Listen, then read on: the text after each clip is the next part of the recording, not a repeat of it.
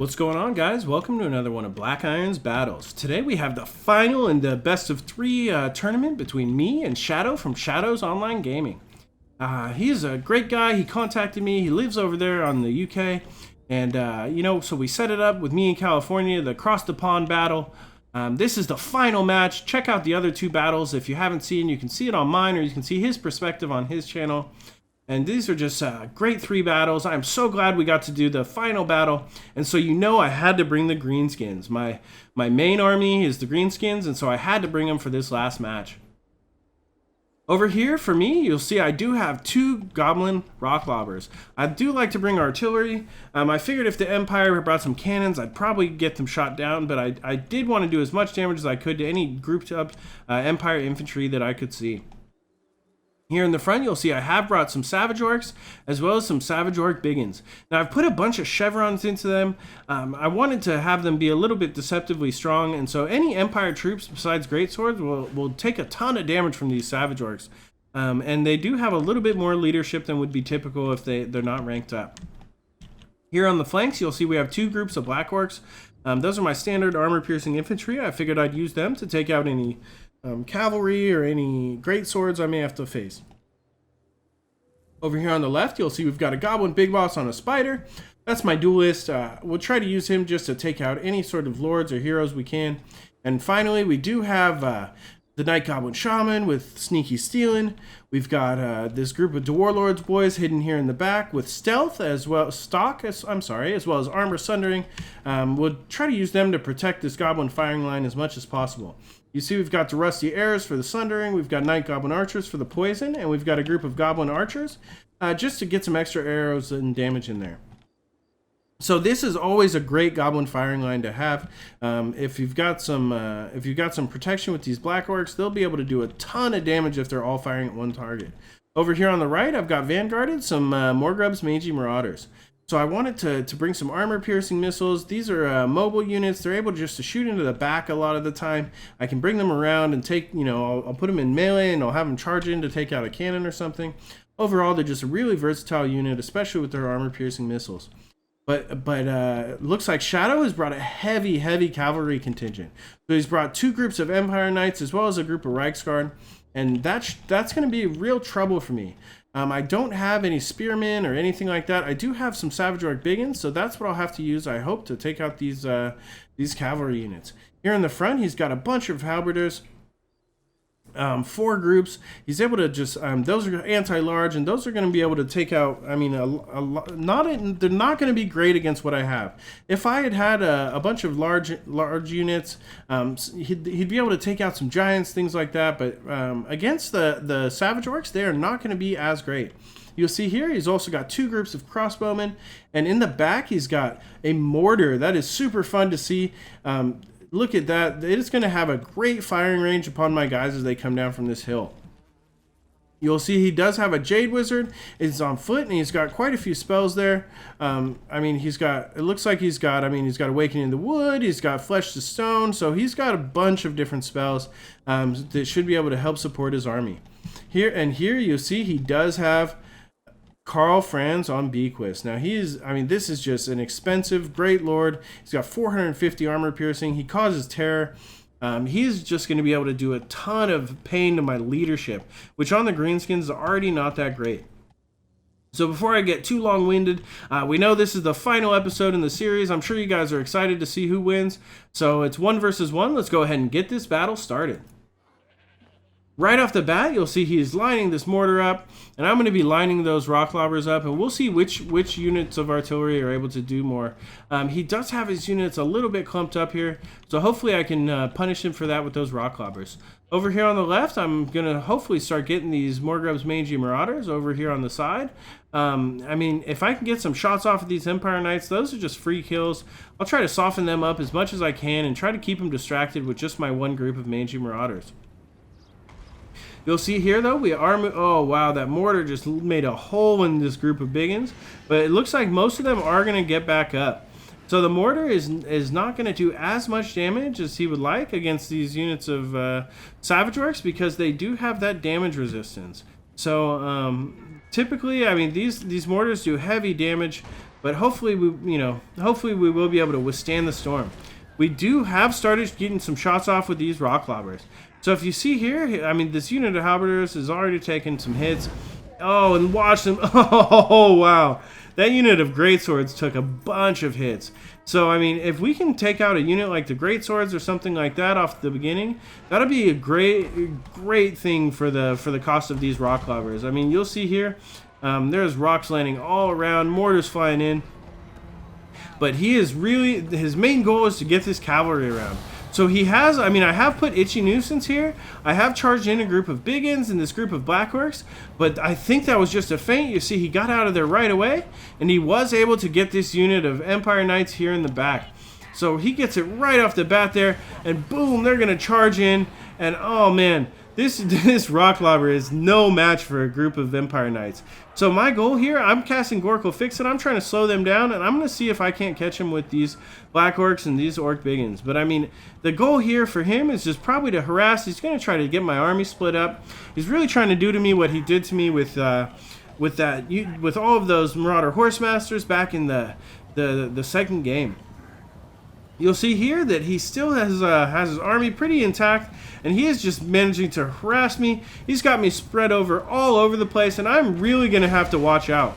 Luckily for me, I mean, this greatswords is I mean, taking huge damage from that rock lobber, and so continuing to do as much damage as I can. Before I actually dropped it and ran. I was really hoping I could get this rock lobber crew away from this group of Empire Knights, because I was just, even with Gorkle Fix It, I was just not able to catch him. You see here, I'm using the Mangy Marauders to fire in, but I mean, he is just harassing me all over the place. He's taking down my Savage Orcs. He's charging into this unit. I mean, he is charging in there. Look at them go flying. That is crazy.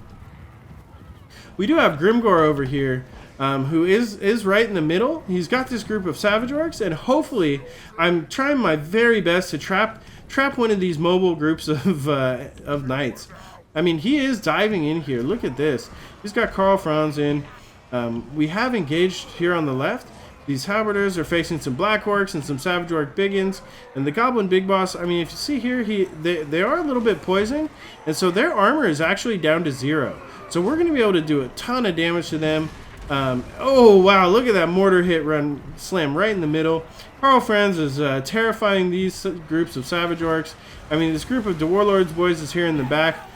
He's just separating me. Separate and destroy.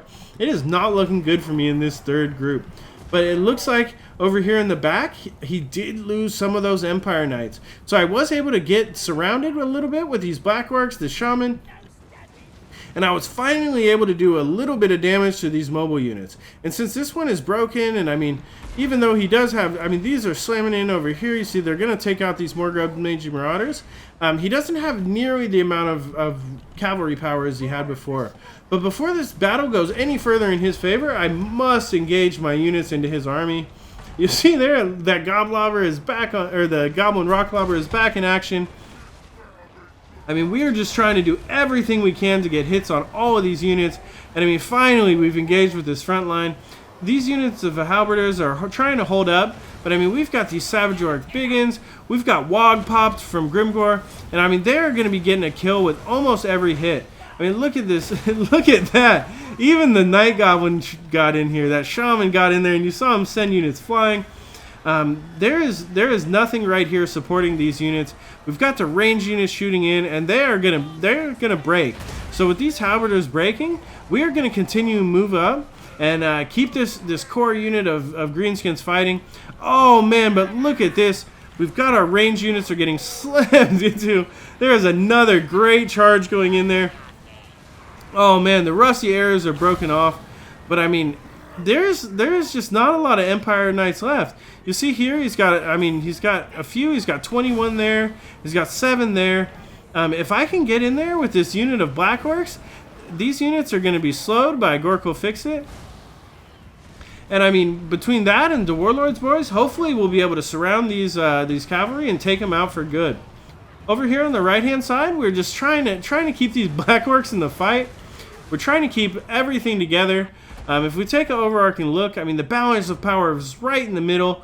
I do have a few more troops, A few of his are breaking off, but I mean, a lot of my troops are scattered across the field.